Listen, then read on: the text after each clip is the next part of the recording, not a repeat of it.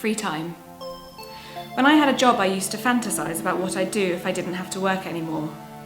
Go to the gym every day, get really fit, train for a marathon perhaps, finish Ulysses, read Moby Dick and one of the big Russian guys. Get to grips with the economy, also modern art. Hello and welcome back to Book Break. Now if you remember, a couple of weeks ago we had a little nosy around where I worked. This week I thought it'd be really interesting to talk about the concept of work in general. Sound boring to you? On the contrary, dear millennial. Studies have shown that if our work span is similar to the UK average, which is 47 years, we will spend 99,117 hours in our workplace, and more than 10,634 hours just travelling to work. Oh, and the whole British people like tea thing, not a myth either. Apparently, we spend 92 hours a year, that's 4 whole days, fetching, making, and drinking tea at work. But let's not take a tea break from the serious stuff. Essentially, the norm across the board is that we spend 5/7 of our time earning money so that we can choose what to do with the other 2/7. But we also have to remember that the idea of a career instead of a job is a pretty new one in the grand scale of human history. In the pre-industrial world, there are at most 2,000 vocations and trades available. And on an individual level, that could be scaled down to as low as like 2 or 3, depending on your social and cultural circumstances. Now it's estimated that there are over 500,000 options, and that's just for folks in the Western first world. That's ridiculous. No wonder the protagonist, Claire, from Not Working, is as confused as the rest of us. It's a book that follows Claire as she quits her job in search of her true passion and finds out it's not as easy as she first envisioned. I've heard Not Working a few times described as a rom-com between a girl and her career, and there is definitely something to be said about the discussion of our career choices in literature as opposed to just our love lives. Let's all bear in mind that if statistics are right, it's much more likely that you're going to spend more time in your life with your collective bosses than you are with the love of your life. And on that sinister note, I want to introduce you to Lisa Owens. So Lisa, thanks for letting me in your house. You're welcome. A bit of a silly decision, but I haven't broken anything yet, it's fine. Thank you for writing the book, I very much enjoyed it. Thank you very much. I'm a typical reader in that I think that book's about me. But obviously it's about everybody, and that's why we're excited about it, because I think it does apply to a lot of people. The things that I don't like about Claire, I know I don't like about myself. So it's a really good book to read in that way, because you're just like, oh god, it's me. Don't do that. And I don't know, do you watch Girls? I do. You do? Love it. Hannah? Huge fan. Yeah, it's in that kind of frame of like, we're watching these people that aren't quite likeable anymore. They're not heroes, they're not heroines.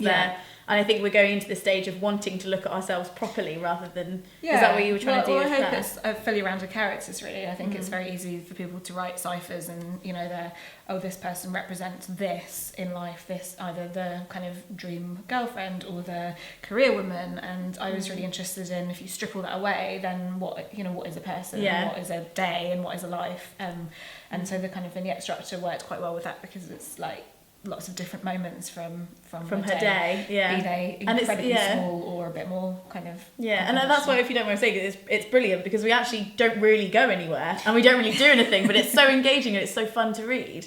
And I think it's that eat, pray, love moment that everybody's like, oh yeah, like usually these characters, you know, the author will send them off to India or send them off to Africa, and they'll have some big epiphany, or they'll go on an adventure, and like the kind of hero's journey. And this is more the heroine's journey of being like, she just don't go anywhere. And it's that, did you ever want to send her anywhere? I didn't really, because I think for me the most interesting thing was about this sort of stasis and what happens when you have all the opportunities to do something big and make a big change and actually feel really stymied. And I think we now think the internet has a lot of the answers, and I think she probably thought naively, oh, I'll just quit my job and then I'll just go online and find out what the answer is. And actually she doesn't. You can't find everything off Google. It doesn't tell you. So I guess in some ways it's a bit like a rom-com, except for Claire the rom bit is a job instead of a man. And maybe she doesn't find it in the way that traditionally happens in those films. Do you think there is such thing as a dream career?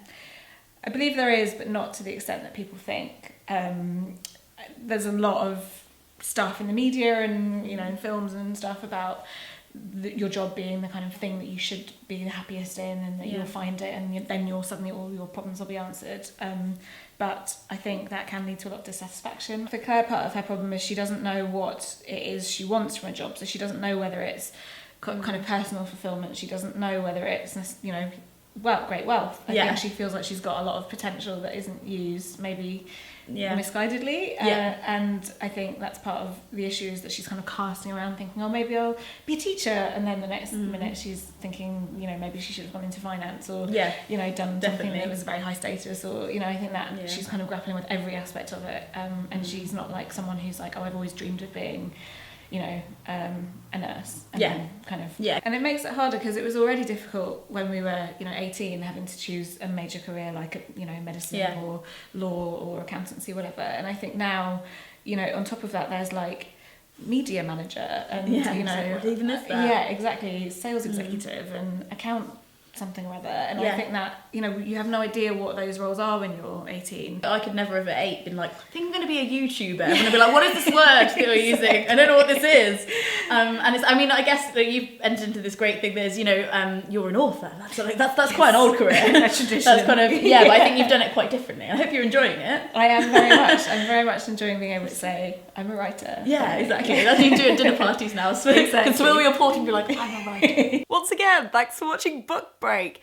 Do you have your dream career? Is there such thing as a dream career? What did you think your dream career was when you were younger?